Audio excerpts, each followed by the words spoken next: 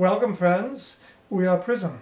And if you're watching this right now, you are most likely an old friend of ours. So we're happy to see you again and to rejoin each other on this exciting path towards the culmination of a lot of hard work that you've put in over many lifetimes. Or perhaps even a few lifetimes, but lifetimes of a different caliber. A higher vibration which you bring to bear now on this important milestone in Earth's current cycle. We are going to talk at great length in different segments about fundamentals that we feel that you need to be reminded of. But from time to time we'll touch on current events such as we're going to do right now. And in this episode we will discuss how to keep your energy up in the midst of all of this uncertainty, of the heaviness of the collective consciousness around you, of the world at large, and etc., etc. Many of you are struggling with this right now, feeling overwhelmed by the energy, by the events of the day, and how they're translating into the actions of the humans around you, and the very frequency of the planet that you reside upon. Those of you who are sensitive, or empaths, or otherwise very highly attuned to the energies around you, are particularly feeling oppressed by the energies that you are interacting with right now. It may make you feel lethargic. It may make you feel tired, unable to get anything done, sleeping all the time, perhaps feeling down about yourself, perhaps feeling down about everything, perhaps feeling as though every day is a drag, etc., etc. We know this is very crushing energy for a lot of you. It dampens your spirit. It makes you feel inert. It makes you feel despondent, and all of these other things. But we encourage you to rise up as best you can all the time, because this energy is not exactly what you think it is. If you only measure it by what you see on the headlines, by what you see in the behavior of people who seem to be freaking out about the headlines around you and acting out about all the petty squabbles, about all the finger pointing and the anger around you and the fear, etc., etc., this all may make you feel as though you're being bombarded by external forces of humanity at large. And while this is true, it is true quite literally, it's true in the material plane, there are other larger forces at work, and there are other metaphysical elements to this energy which you need to understand. Ultimately to realize that this energy is simply raw material. It is potent, powerful energy that hasn't been in your availability for you as a human for nearly 26,000 years. Therefore, rather than seeing it as oppressive energy, as something that's holding you down, something you must fight against, we urge you to change your vantage point, change your view about what's happening, and see this as an inflow of incredibly powerful, potent energy, which you can convert to your own needs through raising your own frequency, thereby being able to access the higher frequency of this incredible energy and use it for your own personal evolution and for your contribution to humanity and the planet in general. That is it in a nutshell. Now, let's peel that back a bit, as it were, and talk about what's behind the curtain, what's going on behind the headlines. So, let's talk about how your science perceives some of the metaphysical phenomena that are occurring right now. Your physical Earth has an axis that wobbles. Therefore, even though the Earth's axis in the northern hemisphere is pointed at Polaris, the North Star, it will be 26,000 years before it points at that star again. Because of this wobble of the Earth, it creates what you call precession of the equinoxes. Because as that axis changes, it changes where you see the sun rising on the equinox. And concurrently with that, it changes the precession of the zodiac. Those symbols, those 12 great symbols of the zodiac, change as the stars changes, at least as your perception of where the stars are change. So these cycles are linked, and it takes 26,000 years for this great cycle to occur. Now, that's what you see in the physical realm of Earth. metaphysically, those cycles are actually a reflection of the 26,000-year metaphysical cycle of the Earth classroom. Remember how we talked earlier about Earth is a classroom in which we're studying manifestations and variations of power. Each one of these grand classes is concurrent with this physical 26,000-year cycle of the Earth. And guess what? Your current 26,000-year cycle is coming to an end very soon. It may be in your lifetime, it may be in the next couple of lifetimes, but you're in the cusp of it. And by the way, it doesn't end on a dime. It is not a ringing of the school bell. School's out forever, and everyone runs off the Earth onto a playground in another dimension. No, it is a large cusp. So the timing of it isn't as precise as humans may want it to be, but you can feel that it's occurring. You're in the midst of this cusp, and you know it in your bones if you're watching this video right now. Now, at the same time as this cycle wrapping up, your Earth is moving into position where it receives much more of the energy coming from the galactic center of the Milky Way. And this is by design. As your Earth school cycles end, you always line up with this extra direct boost of energy from the galactic center on purpose to help with the shift, to graduate from this current classroom, either into a more evolved state of awareness, or perhaps to flunk and have to start again all over in the next cycle in some form or fashion. Now, the energy coming out of the galactic center is the energy of pure consciousness. It's everywhere. We've told you before that everything around you is ultimately made out of the consciousness of all there is. Reality is made out of thought, out of living consciousness. And that consciousness is imbued with information. Information. Now, when you reach a point where you're lining up better, as it were, with the galactic center, you're getting more of an intense burst of a very specific kind of this building block consciousness by design. It's a part of the metaphysical organization of your physical reality. It is to help these little classrooms, these planets that float around in your galaxy, have certain benchmarks, certain infusions of new energy to help with these graduations, if you'd like. So now you're facing a portal that connects you with the center of the galaxy, which churns out all of these photons, all of these small particles, the building blocks as you think of them as your physical reality, which then are sent out as light in radio waves, in other waves into your physicality, but all of them carrying, packed full of consciousness, packed full of information that can interact with your energy field, with your very DNA, and gives you an opportunity to transform yourselves, to quite literally evolve physically, to change physically, to change mentally, to emotionally, energetically, and also to change everything around you. It is part of the resetting of the classroom, changing the scenery in the play, if you'd like. All of this is by design, and therefore it creates a great surge of energy.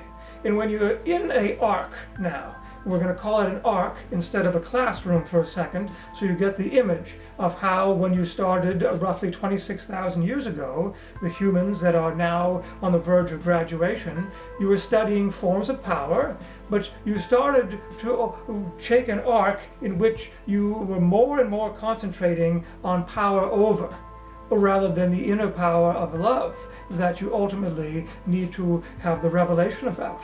And as you followed this trajectory of power over, which became much more acute in the past, say, 5 to 10,000 years of your current Earth history, you therefore created a culmination, a potential graduation in which you were going to have to reckon with these dichotomies that were set in opposition at the very brink of your graduation.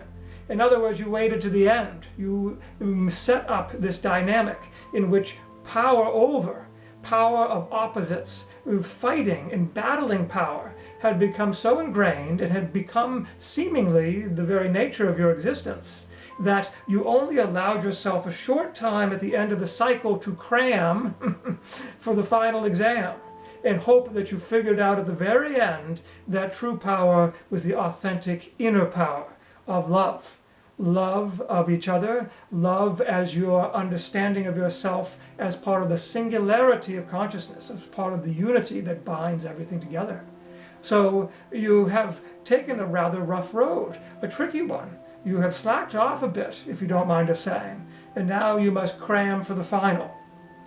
And because of all the accumulated energy, the energy of this division, of this strife, you have built up powerful reservoirs of this within collective consciousness, that now as all of this extra power comes in from the galactic center, the power that naturally occurs when a shift is ending, a 6,000 year cycle is ending, when a class is ending, when all of this extra power comes, as it always does, by natural design, by metaphysical design, then when it is in the context of this fractured power, this combative power, it will lead to these explosions of collective consciousness, and literal explosions of social ramifications, of fighting, of discord. And it will look to you through your headlines and your self-assessment that this is simply a matter of not treating the environment well for many generations, of having inequity in your social systems, of not treating each other as part of the collective, but enhancing separation, of having bad leaders and bad decisions and conflicts, of racism, of all sorts of economic disparities, etc., etc. And all of these things are quite true. They're literally happening. They're expressions of the tumult and the discord, of the turbulence of your collective consciousness as it comes to an awareness deep inside of itself that graduation is upon you collectively, and you haven't done all the work you needed to do. And now you need a major shift, a huge collective revelation in order to graduate in the way that you want to. Graduate to something better rather than to collapse into a regressed state of humanity. You see? This is where you are. So all that energy is going to feel negative and oppressive because it's expressing through the lens of your recent history. However, there is nothing inherently oppressive or negative about the energy around you right now. It is essentially neutral energy. If anything, it is inherently uplifting because it's made out of all there is. The collective consciousness of all there is imbued with self-aware, self-love, and with unity. And by those definitions and by those vantage points, you should feel great worthiness, great upliftedness. So you should use this energy coming in right now, this powerful energy, extra doses of this collective consciousness of the universe, of all there is, and transform it into positive realities for yourself and others. Therefore, when you wake up in the morning, your immediate concern should be, how do I raise my energy right away? How can I remind myself that I am receiving a great gift of all this extra burst of powerful, palpable energy that we haven't seen in 26,000 years? And if I keep my energy up, I can use this as raw material. I can imagine myself in the morning lying in bed as I open my heart, as I open my imagination to reminding myself of everything I should feel grateful about, all the worthiness inside of me, all the potential ways I can contribute to society. And then I can feel the energy coming in from the ethers, from collective consciousness, from out there in the galaxy, and imagine it filling me as it would fill a battery, creating this great raw material, this charge of energy that I can carry around with me all day. These are the thoughts you should be having each morning, resetting yourself so that you're ready to take the energy coming in and disassociate it from the negative headlines, from all the fear, the worry, the strife, the combativeness, the disagreements. Push it out of your minds. Stop watching the headlines if you have to. Take a fast from other people's interpretation of what's happening. because that is simply an interpretation through the lens of your recent history. We're not saying it's not real. We're saying it's not the only way to look at what's energetically happening with your society and your planet and yourselves right now. Right now you're receiving a gift, a huge download of energy that's been waiting for you for 26,000 years to prepare you for your graduation. And if you keep your frequency high by keeping your thoughts high, keeping them filled with worthiness, with feelings of peace, with feelings of positive potential for yourself and others, by the mere act of sending out good thoughts, imagining good scenes, or of literally sending out prayers, or imagining energy going from yourself out into collective consciousness to help heal, to promote peace, to promote greater awareness. Any of these steps, even if they feel very rudimentary to you, are absolutely critical, because that is how you convert this great potential energy into something positive. And the more that you do it, the more consistently you keep your energy up as you take in this energy, and really it will flow into you one way or the other. We hope we're making that clear. It will flow in as something negative that's been warped by what's out there in the collective consciousness, or it will flow in as something positive. If your frequency is high, you'll meet it on a higher vibration and have more access to its potential and its potency. And as you keep your energy up, you will, by virtue of staying on that level, be taking in more and more of the raw material and instantly converting it, naturally converting it into the positive energy you need to have revelations. In other words, this isn't a complex mental exercise. It's really quite simple. You keep your energy up, you use your inherent tools of imagination, of feeling, keeping your thoughts and your energy and your emotions filled with good feeling, and doing meditation, doing whatever spiritual exercises or body exercises make you feel connected to unity rather than division, make your heart feel open rather than your mind feel closed. By employing all of these over and over as often as you need to, as consistently as you can, then the energy will flow in and out like tidal action, and your battery will be constantly recharged. And quite naturally, your energy field, your whole system, will then start connecting more with unity. It will receive and send energy even when you don't realize you're doing it. You're meant to be a light battery. That is your role. And this is the energy that will feed that battery, that will sustain it, that will enhance it, and then send out from you as this instrument to the collective consciousness of the world and your fellow humans and your fellow travelers on this planet. That is what you should be doing, and that is the answer to get out of your doldrums. So it is imperative for you to remember every day that your job, your duty to yourself, should you want to graduate, should you want to change the earth into something better, should you want humanity to become more peaceful and unified, your duty then is to take care of everything you can do within yourself, to remember that you have an incredible gift of energy coming in, that you need to peel off the dark, filmy layer above that seems to define it and get to all of the beautiful, powerful energy, glowing beauty within it. That's the real energy, and it's your duty to yourself and to the world to start each day from that perspective, from that determination. Don't allow yourself to slip into the negative thoughts and the negative emotions. And we know that's easier said than done at times, but creating a habit of reminding yourself to continually revisit the idea that you're receiving a gift of tremendous energy that can be used for good, even if the rest of the world seems like it's going to heck. You can use the energy for your own advancement, for reaching up higher. You can ride it like a wave, and you must continually come back and build a practice of reminding yourself to do so. When you get down to the dumps, when you're feeling low, that should be a trigger. That should be a reminder. That should be a flag, an alarm that says, now is the time for me to break this pattern and to raise my energy using whatever techniques work for me.